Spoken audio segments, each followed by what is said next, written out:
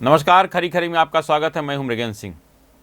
जैसा 15 अक्टूबर को हमने अपने खास कार्यक्रम पर खरी खरी में इस बात की आशंका व्यक्त की थी कि दिवाली के पहले प्रदेश के 5 लाख कर्मचारियों को पदोन्नति का तोहफा मिल सकता है।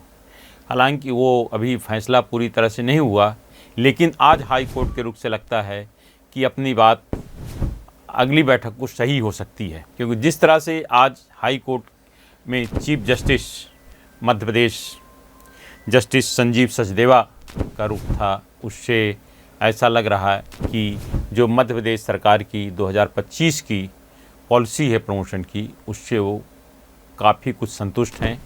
कुछ बिंदुओं पर उनको आशंका थी, उसको लेकर उन्होंने बंद लिफाफे में मध्य प्रदेश सरकार से रिपोर्ट मांगी है।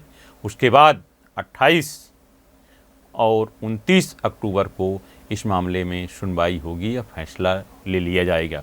आज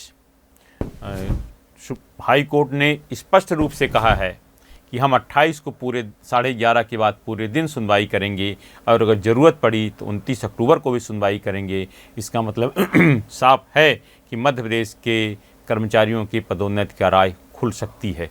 आज हाई कोर्ट ने कई बिंदुओं पर अपनी राय स्पष्ट की। जैसे मध्य प्रदेश सरकार की जो 2025 की पदोन्नति पॉलिसी है, जिसमें XY का उल्लेख किया गया है। XY से मतलब है कि जिस संवर्ग में जितने लोग हैं उसी हिसाब से प्रमोशन होगा और हर जात के लोगों का प्रमोशन अलग अलग होगा। मतलब 20% अगर अनुसूचित जनजाति के लिए सुरक्षित है तो 20% में वो 16% अनुसूचित जाति के लिए है तो वहाँ 16% लोग पदोन्नत होंगे। बाकी के पदोन्नति का सब अलग अलग होगा, क्योंकि शायद पहली बार हुआ है कि ये देखा जाएगा कि पूरे स्टेट में किस वर्ग को प्रमोशन मिला है। इसकी पूरा खाका तैयार किया जाएगा, उसके बाद ही तय होगा कि किसको कितना प्रमोशन दिया जाए। क्योंकि सुप्रीम कोर्ट ने एम नागराज वाले केस में स्पष्ट रूप से कहा है कि आरक्षण जिसका जो प्रतिशत है उससे ज़्यादा नहीं होना चाहिए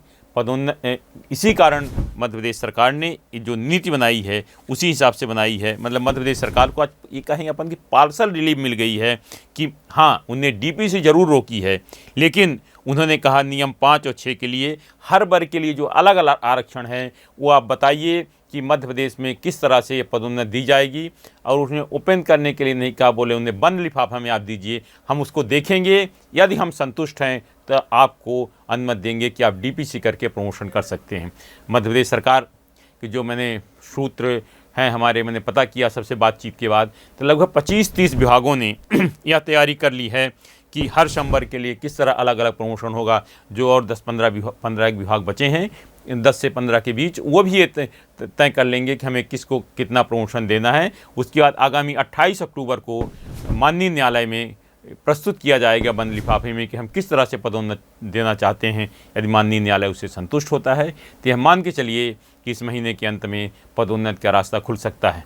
क्योंकि पहली बार कई मुद्दों पर जस्टिस विनय सराफ ने भी मध्य प्रदेश सरकार का जो प्रस्ताव था या जो नीति है उस पर उन्हें अपनी संतुष्टि व्यक्त की और कई मुद्दों पर उन्हें जानकारी मांगी। और जिन लोगों ने याचिका लगाई थी उनसे भी पूछा कि भाई आप क्या चाहते हैं।